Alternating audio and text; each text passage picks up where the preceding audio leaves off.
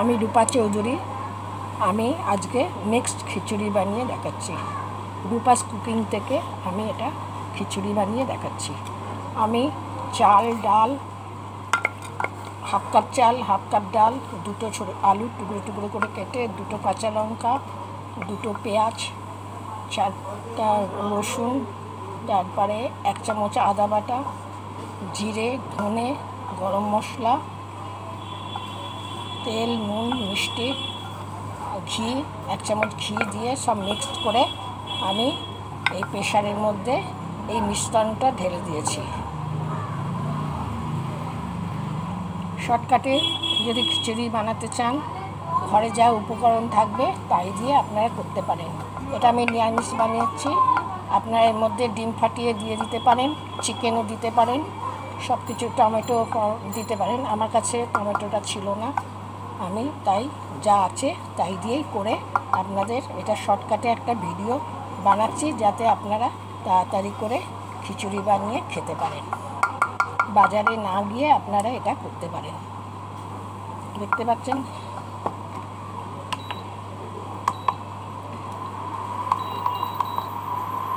আমি ওভেনের পাওয়ারটা বাড়িয়ে দিলাম। এবার আমি একটু নাড়াচ্ছি, এটা ভালো গন্ধ বেরোচ্ছে।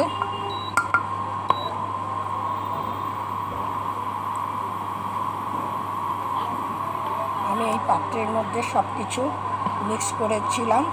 আমার ভিডিওটা বন্ধ হয়ে গেছিলো, তার জন্য আপনাদেরকে দেখাতে পারলাম না, আমাকে ক্ষমা করবেন। আচ্ছা, এবার আমি সব মিক্স করে ঢেলে দিয়েছি। এবার নাড়াচাড়া করছি।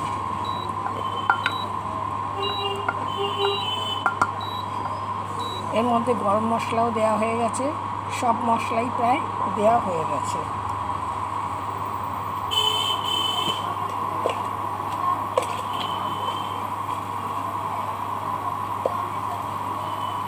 আমি তেজপাতা দিয়ে দিলাম, আগে দিইনি তেজপাতাটা, পরে দিলাম, কারণ তেজপাতা গন্ধটা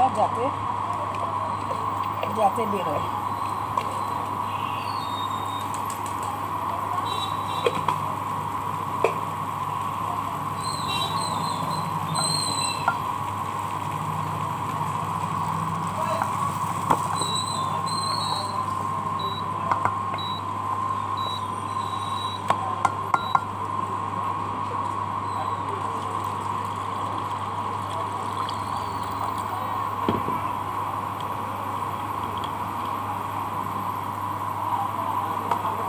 এবার আমি পরিমাণ মতন জল ঢেলে দিচ্ছি।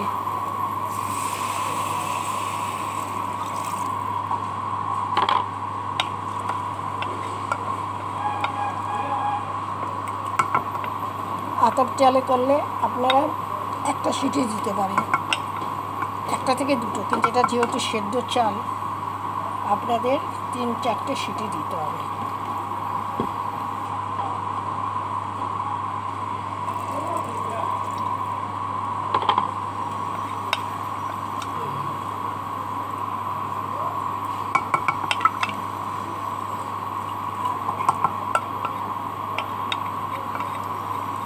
আপনারা এইভাবে করে পাঁপড় ভাজা আর অমলেট দিয়ে খিচুড়িটা খেতে পারেন, অমলেট বানিয়ে খিচুড়িটা খেতে পারেন।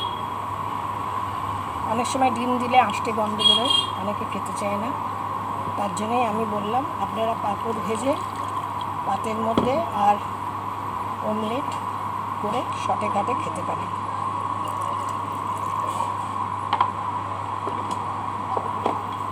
এবার আমি সিটিটা লাগিয়ে দিচ্ছি।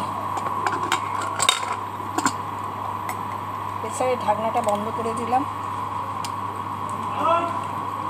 এটা হতে একটু টাইম লাগবে। আমি এখন আপনাদের এই ভিডিওটা পুরোটা দেখাতে পারবো না, কেন আপনারা বুঝে গেছেন কিভাবে শর্টকাটে খিচুড়ি বানাতে হয়। এটা 3টে আমি সিটি দেব, দরকার হলে 4টেও দিতে পারেন। সেদ্ধ চাল হলে 4টে দিলে একটু নরম ভালো হবে, খেতেও ভালো হবে। এবং নামিয়ে একটু ঘি ছিটিয়ে পরিবেশন করবেন। এই শর্টকাট ভিডিওটা, খিচুড়ি বানানোর ভিডিওটা আপনাদের কেমন লাগলো আপনারা লাইক, শেয়ার ও কমেন্টস করে আমাকে জানাবেন। ধন্যবাদ।